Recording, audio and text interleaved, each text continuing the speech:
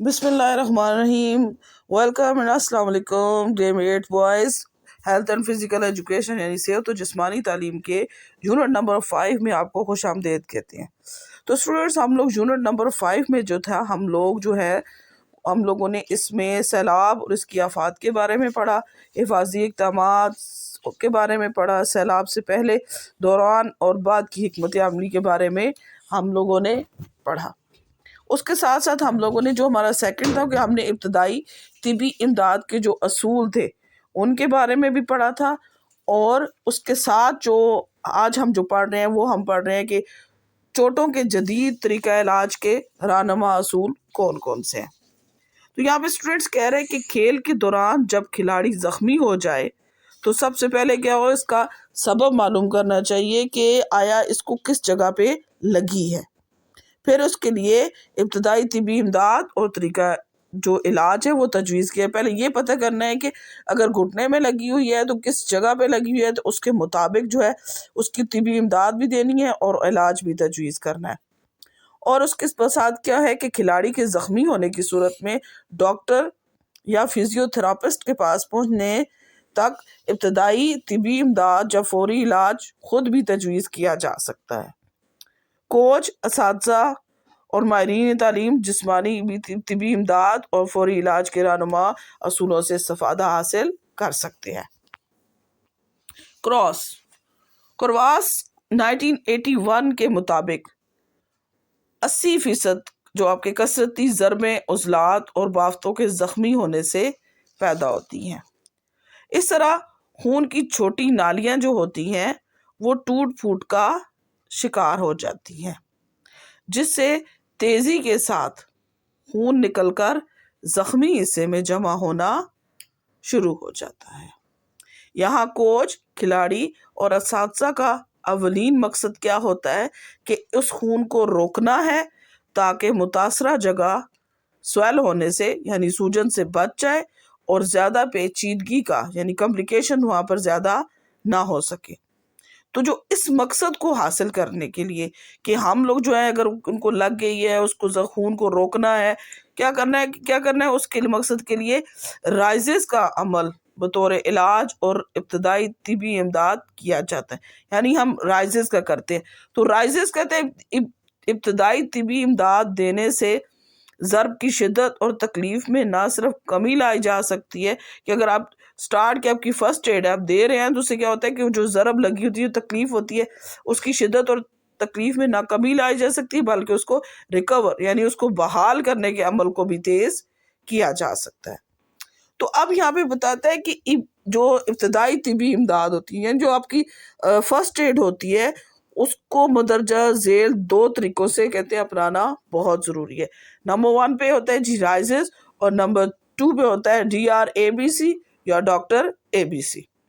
ٹھیک ہو گیا کہ کیا ہے ابتدائی طبی امداد کو جو ہے کس طریقے سے اپنانا ہے، 2 طریقوں سے اپنانا بہت ضروری ہوتا ہے، ایک رائزز اور دوسرا DRABC. تو اس میں اسٹوڈنٹ آج ہم سب سے پہلے رائزز کو پڑھتے ہیں. اور اس کو ایک اور چیز بھی آپ کو بتاتی چلو کہ اسٹوڈنٹ جو میں یہ آپ کو پڑھا رہی ہوں اس کے سے ریلیٹڈ میں آپ کو ایک لنک بھی بھیجوں گی، اس کو بھی لازمی آپ لوگوں نے ویڈیو جو ہے بھیجوں گی، اس کو لازمی آپ لوگوں نے دیکھنا ہے. تو سب سے پہلے کہتے ہیں رائزز کہتے ہیں کس چیز کا مخفف ہے یعنی کس کا ابریویشن ہے. تو فرسٹ آف آل ہے آر فار ریسٹ یعنی آرام. سیکنڈ نمبر پہ آئی فار آئس مین برف. نمبر 3 پہ سی کمپریشن یعنی دباؤ. نیکسٹ نمبر 4 پہ ای فار ایلیویشن یعنی اونچا کر کے رکھنا.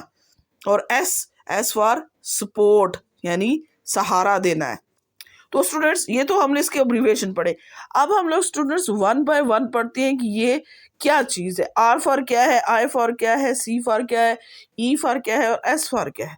تو سب سے پہلے ہمارے پاس آ جاتا ہے آر فار ریسٹ یعنی آرام.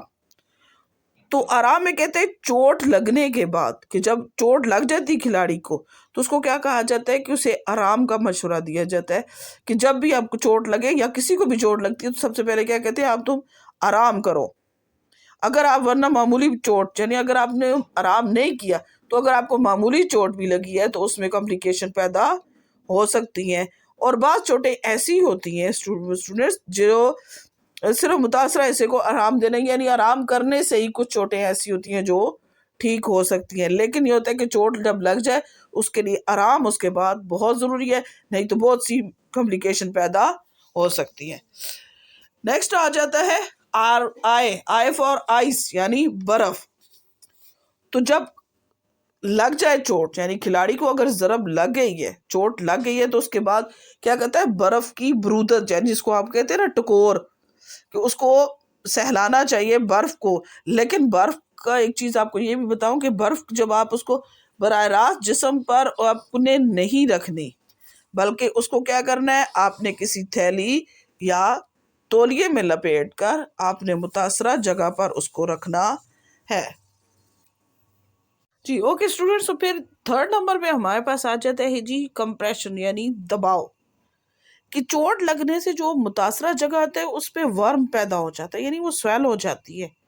تو پھر عضلات کی ٹوٹ پھوٹ کے جو آپ کے مسلز ہوتے ہیں ان کی ٹوٹ پھوٹ سے جو درد اور سوجن کی علامات ظاہر ہو جاتی ہیں. یعنی جو اگر آپ کے اندر جو آپ کو چوٹ لگی ہے تو اس کے اندر کوئی آپ کی باڈی پارٹس جو ہے تھوڑا سا ڈیمیج ہوا ہے تو اس سے آپ کو درد بھی ہوگا اور اس سے سویلنگ کی جو ہے وہ ہونی شروع ہو جائے گی. اور جو متاثرہ حصے کی حرکت بھی متاثر ہوتی ہے کہ جس جگہ پہ لگی ہوئی ہے وہاں سے اب موومنٹ آپ کی بہت مشکل ہو جاتی ہے. پھر اس لیے کے لیے کیا کرنا ہے کہ متاثرہ جو حصہ ہے جس جگہ پہ لگی ہے اس کو کسی پٹی یا کپڑے سے دباؤ ڈالنے کی غرض سے باندھ دینا چاہیے. کہ آپ اس کو پٹی کو جو ہے اس کو جو حصہ جس پہ لگی ہوئی ہے اس کو کسی پٹی سے یا کپڑے سے جو ہے باندھ دے تاکہ اس کی موومنٹ کم ہو جائے، کہ وہ اس کو آگے پیچھے وہ ہلانے سے اس کو تکلیف ہوتی ہے.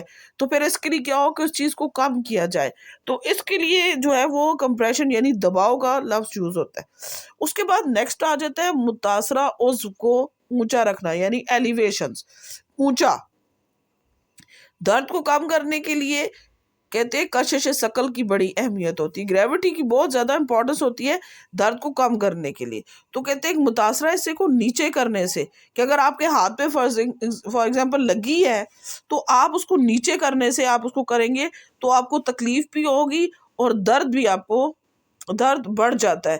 لہٰذا جب متاثرہ حصے کو دل کی نسبت اونچا کرنے سے، کہ آپ اس کو اٹھا کے رکھیں گے جیسے گلے میں وہ ڈال کے جو سہارا دیا جاتا ہے، تو اس سے خون کے جو دباؤ میں کمی آنے سے کیا ہوتا ہے، درد میں افاقہ ہوتا ہے، کہ بلڈ کی سرکولیشن تھوڑی سی کم ہو جاتی ہے. آپ اس کو اونچا کریں گے، آپ دل سے اس کو اونچا کریں گے، دل کی نسبت آپ اس کو اونچا جب کریں گے تو خون کا جو دباؤ ہے اس میں آٹومیٹیکلی کمی آ جائے گی. جب اس میں کمی آئے گی تو آپ کو درد میں تھوڑا سا افاقہ ہوگا، یعنی آپ کچھ اس سے بہتر محسوس کریں گے. اس لیے جو ہوتا ہے کہ ایلیویشن کی جاتی ہے کہ آپ لوگ جو ہیں اس کو اونچا کر کے رکھیں تاکہ خون کے دباؤ میں کمی آنے سے درد میں افاقہ ہو.